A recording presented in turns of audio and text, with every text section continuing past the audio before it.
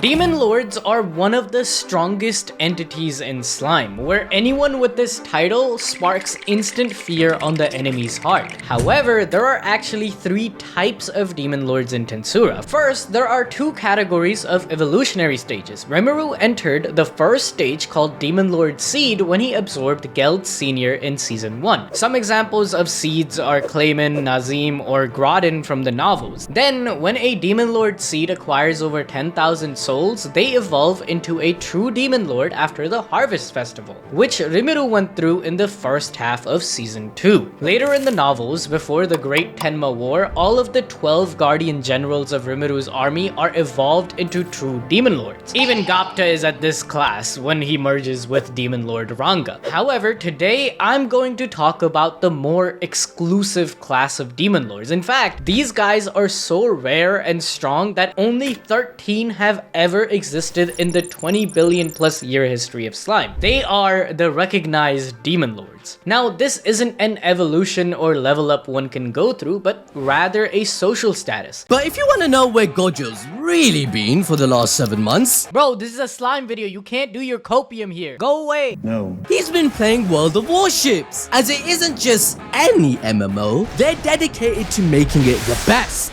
You can command massive fleets into battle against other players, cross-platform, with over 600 ships being hyper-realistic. They spent 6 months designing each one to make it as perfect as possible. But nothing is better than their brand new Azure Lane drop. You like waifus? You like battleships? Then what else do you want me to say? Oh, there's more. So they've released some brand new premium skins for these iconic ships. So you can take your mind off the Gojo drama with their strategic combat, whilst looking great at the same time with diverse ship classes like destroyers and aircraft carriers. Just use the code 6wave Azure Lane and enjoy 1 crate, the Shimikaze and Fuso Al Commander, the Fubuki Tier 6 Japanese DD, 7 days premium, 1.5 million credits, and 600 doubloon gold coins. World of Warships is always bringing out new features like their enhanced graphics, including realistic weather effects. So use our link below to sign up today and help support the channel. Okay, I'm so sorry guys. Adil is still going through his stages of grief, so give him a break. Let's go back to Demon Lord. In the beginning, there used to be only one recognized Demon Lord,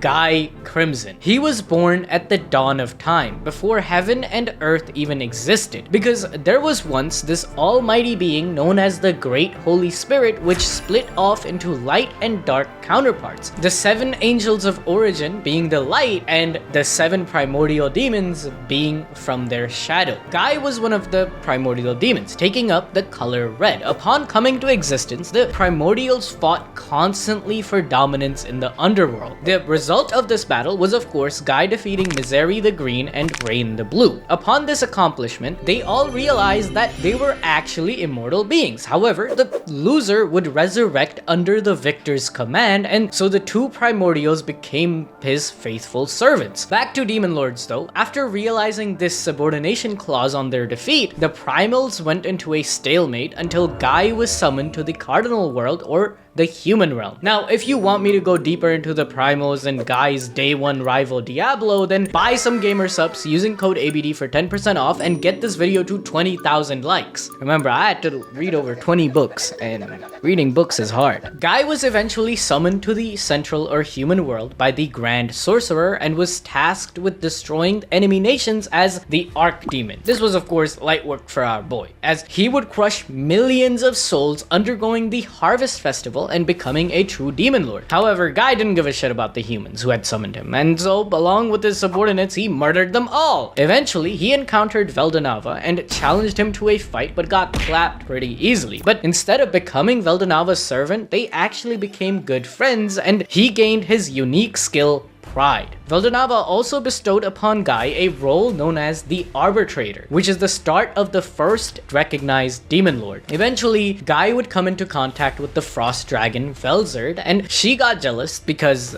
he fought her brother, and the two battled endlessly until a draw. Just to give some context, this is happening tens of thousands of years ago, and Guy was already strong enough to equal the second strongest true dragon. Mind you, Velzerd for eons was one-tapping Veldora like it was nothing to teach her brother a lesson. After their endless battles, Guy's unique skill Pride then evolved into the ultimate skill Lucifer. But that wasn't the only prize Guy gained from Velzard, because by challenging the creator himself, Guy's Riz levels were off the charts and Velzard wanted that Crimson Gyat. So from here on out, Velzard decided to become his Pookie and stay by Guy's side in the frozen continent while Bro destroyed entire countries to find balance in the world as his role of arbitrator demanded. Basically, Veldanava didn't want the cardinal world to be destroyed, but we all know humans, right? We love war and a lot of the times fuck shit up by just fighting each other. So Guy, as the arbitrator, became the demon lord whom humanity would see as the only villain. Then, from time to time, he would kill a few million to make sure the population didn't grow complacent. Even though Guy is the strongest of the demon lords,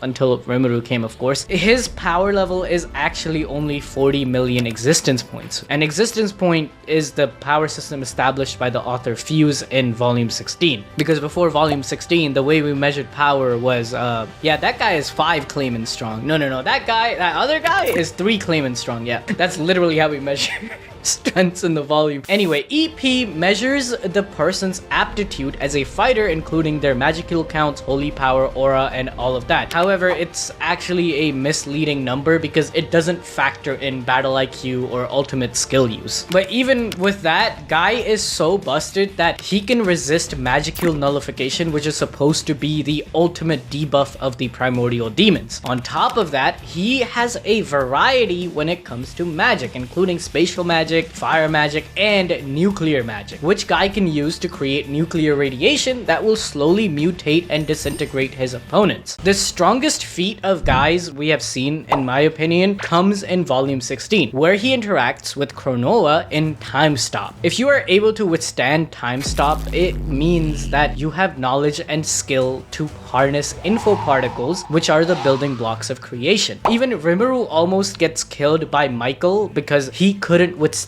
Time Stop before becoming a virtual being in volume 19. Honestly, with all of these assets, Guy's powers are still a bit of a mystery, because we know of Guy fighting Diablo, the first hero Rudra, Veldanava, and even Velzard, who he has been in battle against for like 3 volumes now, but we always just hear about the fight and don't actually get to witness the action for ourselves. Like, we don't even know what his ultimate skill Lucifer does. However, I think this will change in the next volume when everyone will have to come together so they can fight the evil dragon Ivaraj. But being this OP means that Guy's job as the mediator was getting boring. So bro, being a lazy bum, figured out a way to have other people mediate the world for him. Hence, the Demon Lord system was born over 2,000 years ago. The first to become a member was Veldanava's daughter, Millim Nava. Don't let her concealed form trick you though. She's actually a dragonoid, strong enough to tear several worlds apart. She was born 2 millennia ago as a dragon-human hybrid and was actually the princess of Nazca, which is now known as the Eastern Empire, the world's greatest militaristic force until it was stopped by Tempest. But that's a long time away from Millim's birth, who lived a relatively happy life. That is until her parents passed away, leaving Millim with just her sibling, Gaia. But even that wouldn't last, as elves from Soma invaded Millim's home, wanting to use her power for themselves, which caused Gaia to sacrifice itself for Millim's sake. And in a fit of rage and grief, Millim began to lose her sanity. She made her way to the kingdom of elves and destroyed everything and everyone in sight. Having killed hundreds of thousands, she activated the Harvest Festival, completing her ascension into a true demon lord. Also, even among true demon lords, there is actually a hierarchy where people who only consume 10,000 souls are considerably weaker than ones who consumed more right before the Harvest Festival. But once the festival is over, you don't gain more power the more people you kill. Well, until Rimuru. Bro got hacks. Cheating करता है तू. There are only 3 known people of this awakened true demon lord class: Guy, Millim, and Rimuru. During this process, Millim also brought Gaia back to life, but it was corrupted by her anger, becoming a chaos dragon, who began to terrorize the city under their siblings' orders. Millim was so destructive that Guy Crimson had to step in to prevent her from destroying the entire cardinal world. The battle would last 7 days and 7 nights, only ending once Ramiris stepped in and managed to pacify Millim's rage at the cost of her purity. After realizing what she had done, Millim was filled with sadness, sealing Gaia away to prevent it from causing any more harm. It's here where Guy, Ramiris, and Millim come together to officially form the Demon Lord Council, and in an attempt to reconcile with her past action, Millim began to help as many people as possible, like protecting the dragon newts. Eventually, Millim became bored of the world, with her early days growing into a blur and really only finding satisfaction after beating strong opponents, which is when Rimuru came into play. And now,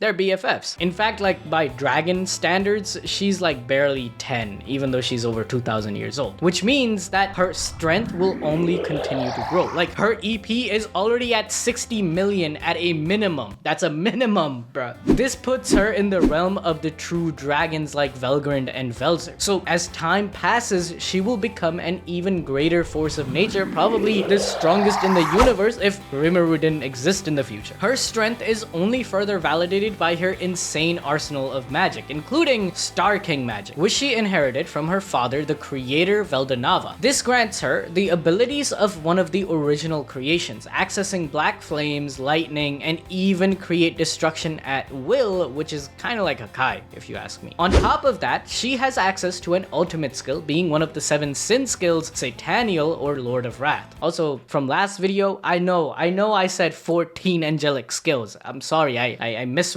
the script. Alright guys, I'm sorry, forgive me. Like half of the comments are correcting me, I'm sorry. Anyway, Sataniel grants Millim 2 abilities. The first being Magicule Breeder Reactor, which is fueled by Millim's rage and Magicules. While using this power, Millim essentially takes Magicules from her surrounding area and mixes them with her own. Basically, it's kind of like nuclear fusion. As a result, her energy increases dramatically, and no matter the consumption, it won't decrease. This is how Millim is able to fight practically forever, and even made the insect lord Zalanis in the last light novel volume fear her. The second ability is Stampede, which is a self-defense mechanism where Millim is taken over by her wrath, destroying everything in her wake. The latest display of Stampede comes in volume 20 of the light novel, which was only quelled when Guy and Rimuru both needed to step in to stop her from basically one-shotting the entire kingdom of Thalion. The third demon lord to join the council was the spirit queen Ramiris, and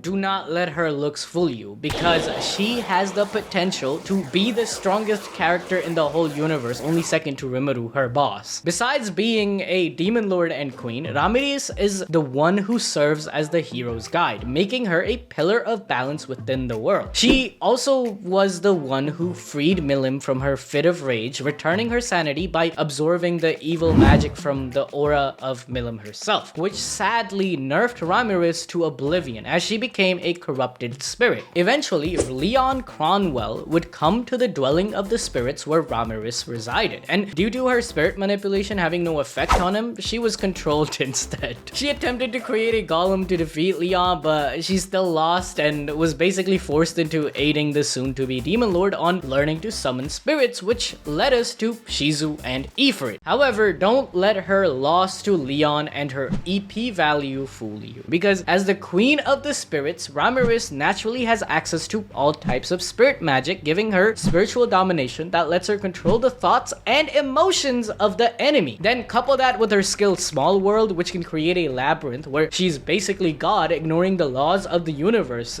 She can be quite fearsome. In fact, in season 3, she will come to Tempest after being jealous that Millim is having so much fun with Rimuru and Tempest, so she creates a rundown shack outside of Tempest's borders, acting like she's homeless now. But Rimuru, the billionaire playboy philanthropist, spots an opportunity. What if he gets Rimuru to use her broken Small World ability to create a dungeon with 100 floors for adventurers where they have to buy resurrection bracelets and other amenities to gain access to the loot inside? By the way, this labyrinth is so big that the entirety of Rimuru City gets teleported inside for safekeeping during the war with the Eastern Empire, and nearly 1 million Eastern Empire troops gain access to it with no sweat. And this is all thanks to Veldora at the 100th floor, busting out all of his magic use, which causes the whole labyrinth to have valuable materials and monster spawns. This allows Tempest to gain billions of dollars, while Ramiris' salary is 1 gold coin, which is equal to about $1,000 a month. She's getting scammed. It's honestly deserved though, as she only has an EP of 200k, which is the lowest of any demon lord. In fact, Clayman is 4 Ramiris strong. Okay, I know this looks bad, but hear me out, okay? This small form of Ramiris isn't her true form, as she became corrupted by stopping Millim's rage by taking in the evil, like I said before. So now she needs to reincarnate before going back to her true adult Ramiris, which I theorize will happen in the next light novel volume, as Rimuru is still stuck at the end of time while the labyrinth is under attack, so she has to evolve to protect it, right? Makes perfect sense. Furthermore, Ramiris' reincarnation into her true form will absolutely be busted, because she is the spirit queen, and the spirits represent the aspect the physical world is created with. For example, the fire spirits are there to promote fire, or space spirits for space, and of course the most busted being the spirit of time. Currently, Ramiris only has domain over these elements inside her labyrinth, but after leaving her corrupted shell, the spirit will listen to her outside of her labyrinth too, which will mean that by just thinking and speaking, she will be able to reshape the physical world itself, putting her in the same tier as primordial angels or even Rimuru. The 4th demon lord to join the council is Dagruel the Giant, but when he was born, it wasn't him, it was them. Okay, quick note before I yap about this guy. His origin story isn't actually expanded much in the light novel, and I tried to use the light novel as canon on these slime videos as they are Fuse's final thoughts, but it's looking like volume 22, when Dagruel fights Veldora, is when we will get more on him. So I'll be using and combining web novel and light novel to give a reasonable explanation about him. Anyways, during the early years of the cardinal world, new gods and deities who represented the different aspects of the physical existence were being born everywhere. Among these was a holy titan to showcase the fury of the earth itself. It was an Ashur with 3 heads and 6 arms, with power able to subjugate entire continents. Like, when this thing walked, the earth around it quaked in fear. However, he couldn't use any skills or magic, yet all skills and magic were useless against him. He was raw brute strength incarnate. It was kinda like a combination of Mash and Asta. As this creature kept walking, it finally stumbled upon his father, the star dragon Valdenava. With the mindset that a son must surpass his father, the titan challenged the first true dragon. Of course, bro got clapped. Then it started to throw a hissy fit, rampaging everywhere, putting the cardinal world itself in danger, so Valdenava split the great titan into 3. Blue, the eldest brother, who was the wisest, named Dagruel. Yellow, the middle brother, named Glassrod, who was lowest in power but most skilled. Then green, the youngest, being Fen, who didn't have the same level of powers or skill but was the wildest of them all. Valdenava then invited them to serve him and cease all this rampaging, which the 2 oldest brothers agreed to. But Fen was a special snowflake and rebelled, challenging Valdenava again. But what made this dude think he could fuck with Valdenava when just a second ago all 3 combined couldn't beat him?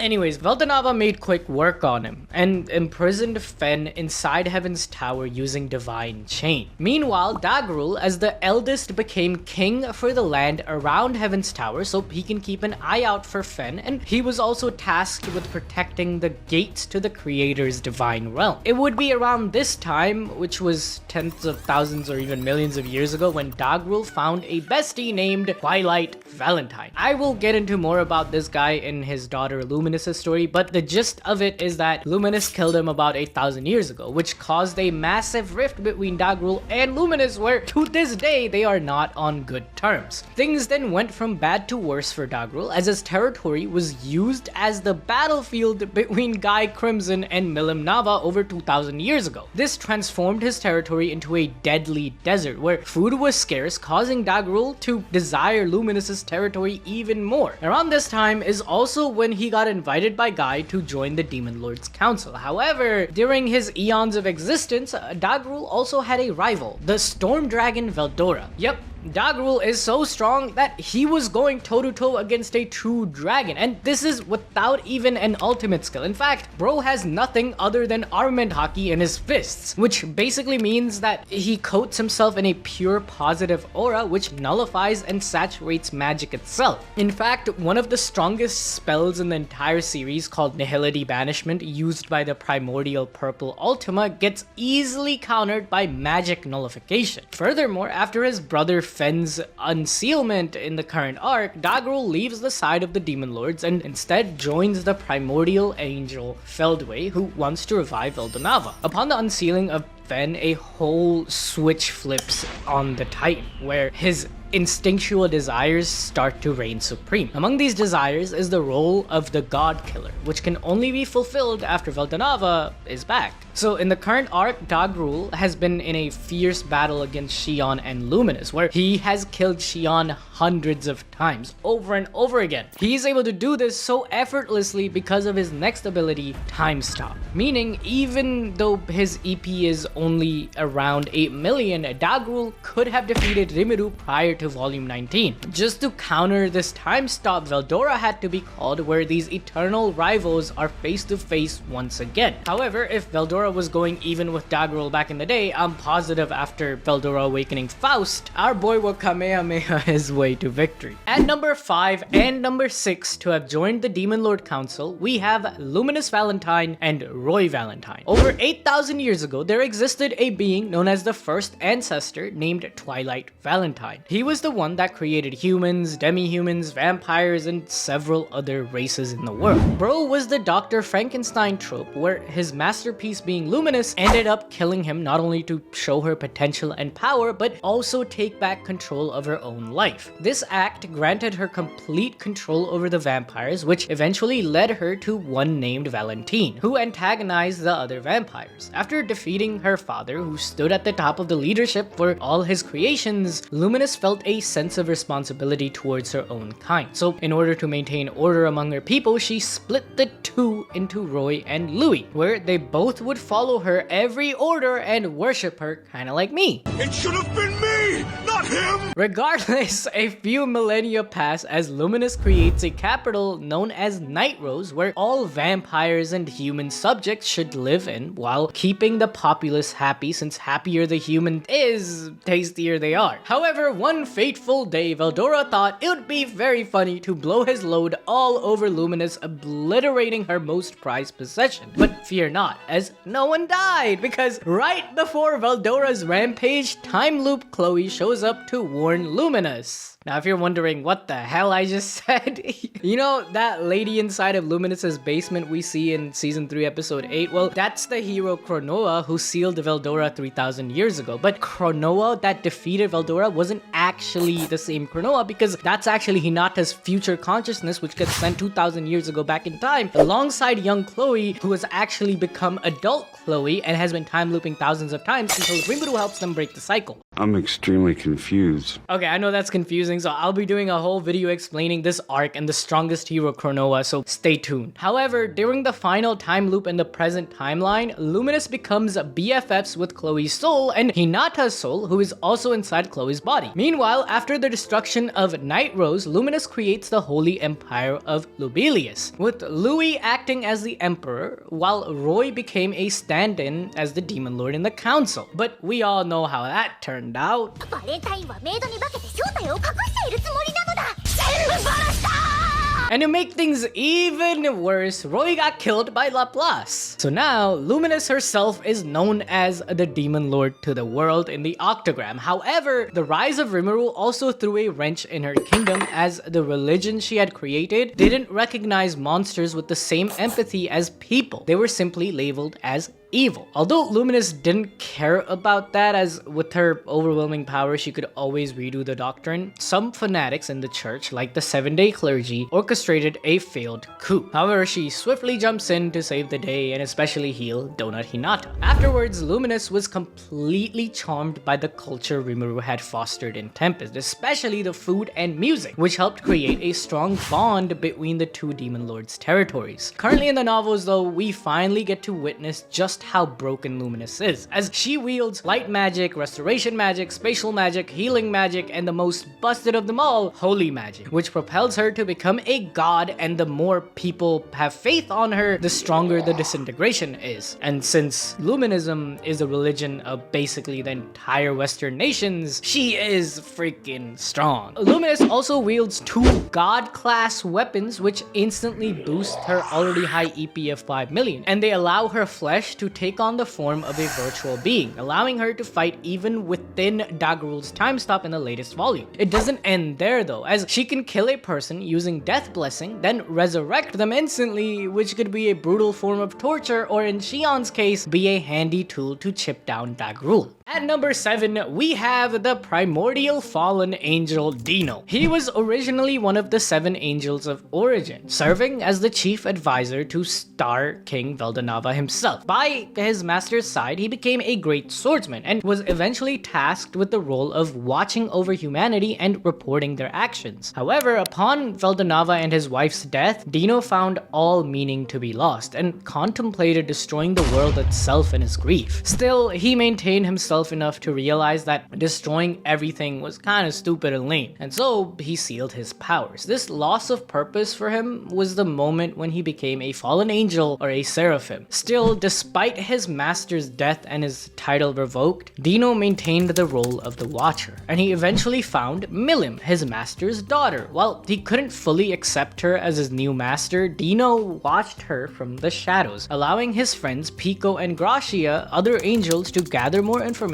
about the cardinal world. Dino was there when Millim and Guy fought, assisting in the shadows and preventing her from destroying the world. And upon the creation of the Demon Lord Council, Dino decided to become a member just so he could freeload in Guy and Velzard's castle. Then recently, he has moved to Tempest, freeloading at Rimiru's dungeon. Okay, he helps out with some research here and there, and his true purpose there is to spy on Rimuru for Guy. As time passes, he kind of likes it in Tempest and becomes an employee of Rimiru's, until of course Michael, he shows up, who has the power to make anyone with an angelic or sin class ultimate skill to become his slave, and Dino possesses Lord of Sloth Belphegor, which gives him thought acceleration and hypnotizes someone to death, which he does to Beretta effortlessly. However, Dino has to run away when Rimiru's second strongest general, Jijin, confronts him and claps his cheek where he barely gets out unscathed. After Michael's control, Dino betrays Rimuru and switches sides, where currently he has unlocked his inner power, boasting an EP of 6.8 million. But we don't actually know Dino's true power level, as he has never fought seriously, especially since his Belphegor evolved into Astaroth. After his evolution and using his god class weapons, everything combined, his has to be around 20 to 25 million. The 8th member of the Council of Demon Lords is the Cursed Lord Kazalim, or she was known 2,000 years ago, Kagali. She was the princess of a long-lost kingdom of elves, being one of the most prosperous nations in the world. In Rimuru's time, this would come to be known as the Ruins of Soma. As a child, Kagali suffered greatly due to her father, who at the time was possessed by Zahil, a servant of Twilight Valentine and one of the first high human ancestors. The fact is, her father became cruel, experimenting on her and leading to her death, only to be resurrected by her dad as a death man. In an attempt to save her father from his evil ways, she was transformed into a man via a curse renamed to Kazalim. But things didn't get better, as her dad was an idiot and got Millim mad. You know, when someone invaded Millim's home and killed her sibling? Yeah, that was this bozo. It resulted in Kagali being one of the only few remaining high elves left alive, and so she spent her time rebuilding her lost nation. However, after establishing her country, the Chaos Dragon attacked, contaminating all of her people and turning them into dark elves. You mean becoming brown means you're contaminated? Is that what they're trying to say? Like becoming brown or black means so you're being contaminated? Am I contaminated? Fuck. You're teasing me. Naughty, naughty. It was during this time Kagali would also create 3 Deathmen using the corpse resurrection spell Birthday. They were Clayman, Footman, and Tyr. Using the knowledge and tech she preserved from her previous nation, Kagali then created the capital city Umrit of the puppet nation of Gistov. However, her rule came to an end when Leon Cromwell proclaimed himself as Demon Lord 300 years ago. Kagali wasn't having none of that and stepped in to eliminate him. This was actually just a power play by Kagali, however, as she was the one who recruited Carrion and Fray and wanted to recruit Leon in the same way, which by recruiting them, she would have more power in the Demon Lord Council, but this was humiliating to Leon, first submitting to her power. So she got packed up because Leon locked in due to wanting his Pookie back, and so he absolutely obliterated her. After her death, Kagali wandered as a spirit with her mind and body slowly losing consciousness over time. That is until 12 years ago, before Rimuru's reincarnation, when she came across Yuuki Kagurazaka, who she successfully came to share a body with, and later on acquired a female elf homunculus body, rising once again. In regards to her power, Kagali is pretty damn strong and was known to have ability equivalent to that of Roy Valentine, but currently in the story her EP is well above Roy's in the million class. First of all, she possesses two powerful mental magic skills, Demon Dominate and Locking Curse, which both completely mind control a person into becoming the user's servant. She also, just like Clayman, is a master of necromancy, being able to resurrect dead corpses and bring them back to life as deathmen. One of Kagali's most notable skills is golem creation, where she's able to create an army of golems to protect her and her country. These golems are so strong they could even defeat a Demon Lord seed, making them in theory stronger than a third of the Demon Lords on this list. The true potential of Kagali's ability is showcased during the current Tenma War, where she is able to create an army for Feldway and his angel buddies. She also possesses the ultimate enhancement Augusta, Book of Prophecy. This skill is an evolved form of the unique skill planner, which allows its user to plan accordingly to ensure that they are always profitable. August also makes it so Kagali can literally predict the future. This planner ability is also why the Harlequin Alliance of Yuuki is so organized and has a hand in every pie around the world, with Kazalim and Yuuki's end goal being world domination. Next up at number 9 is the King of the Beasts, Demon Lord Carrion. His legacy started during the last Great Tenma War 500 years ago, a conflict where angels ravaged the Central Realm, and Carrion rose above his fellow beastmen to become a Demon Lord under the recommendations of Kazalim and Millim. Other than that, we kind of don't really know much about him, just the fact that him and Fray got a little fling going on, which I will expand on later. But during the present, despite originally holding tensions against Tempest, Rimuru and Carrion eventually formed a mutual understanding and friendship. He even tricked Clayman by making everyone think he got killed by Millim, but Carrion actually survived and took up a disguise during the wall purges. After witnessing Rimuru, Millim, and Veldora fight, Carrion understood he doesn't have that Demon Lord aura, because at this point his EP was not even 1 million. However, becoming Millim's subordinate and being around to absorb the destroyed souls of the Eastern Empire's Chimera Squad, Carrion would enter his Demon Lord awakening, emerging out with an EP of 2.7 million at the end of volume 15. Just before this evolution, he lost to Gapta in the finals of the Tempest Festival. Alright, he was weak. Okay. Seriously, like, it was Ranga and Gapta, like, combined, but he still lost to Gapta.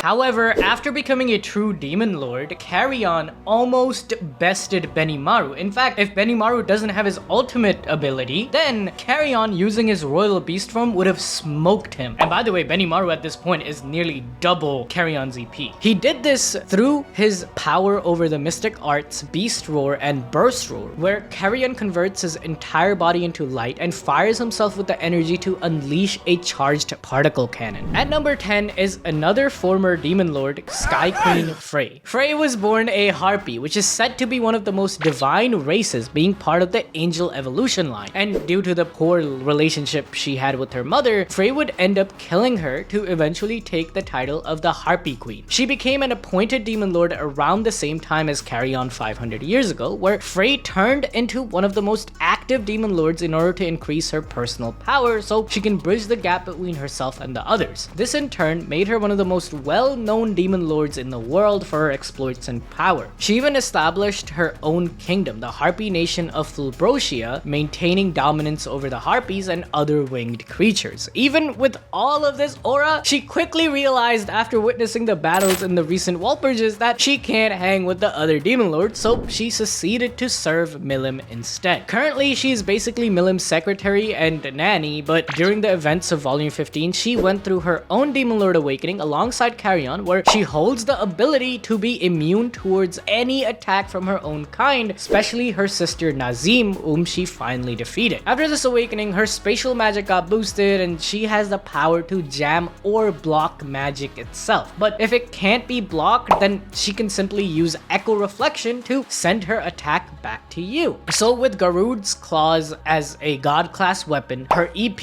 is 1.9 million. Just to give further context with her abilities and that new EP, she's currently part of Millim's Big Four alongside Carrion and strong as if not stronger than the 3 primordial sister colors before they were named. Do I really gotta talk about this guy? At number 10 is Clayman, an absolute fraud, a complete clown, because this man thought he could actually beat the GOAT Rimuru. Clayman was a creation of one of the previous demon lords, Kazalim. He was a deathman that was meant to be part of the moderate Harlequin alliance known as Crazy Period. Despite only being a demon lord seed, he would be initiated into the 10 great demon lords 300 years ago as a plot by Kazalim to gain more influence within the council, but this wouldn't last long, as Leon Cromwell would kill and replace Clayman's master. In the wake of this, Clayman took over the puppet nation of Justov and all of Kazalim's remaining forces. While deciding to become a true demon lord himself, Clayman was still in the end Kazalim's bitch, waiting for his master to return. His plan to become a true demon lord would begin when he set his sights on creating an interspecies war in the Great Jura Forest. First by corrupting the orcs, and then later setting up the conflict between Tempest and Falmouth alongside the Holy Western Church, following under the directions of Yuki Kagurazaka. Clayman obviously didn't expect the external factor that was Rimuru, and so as soon as he even tried to get his hands on the souls of Tempest, it was over for him. Regardless of how much of a clown Clayman was, he was still a tactical genius, as he was created to be weaker in physical strength compared to other members of the Harlequin Alliance, but made up for it in his intellect. If Rimuru, someone Clayman honestly couldn't factor into his plans, wasn't there, he would have been able to absorb the 20,000 souls needed for his ascension. Despite that, his main ability, Marionette Rush, is no joke, as it allows Clayman to fire beams of demonic marionette energy towards his opponents and binds them completely. Honestly, if Xion didn't have her reality bending power,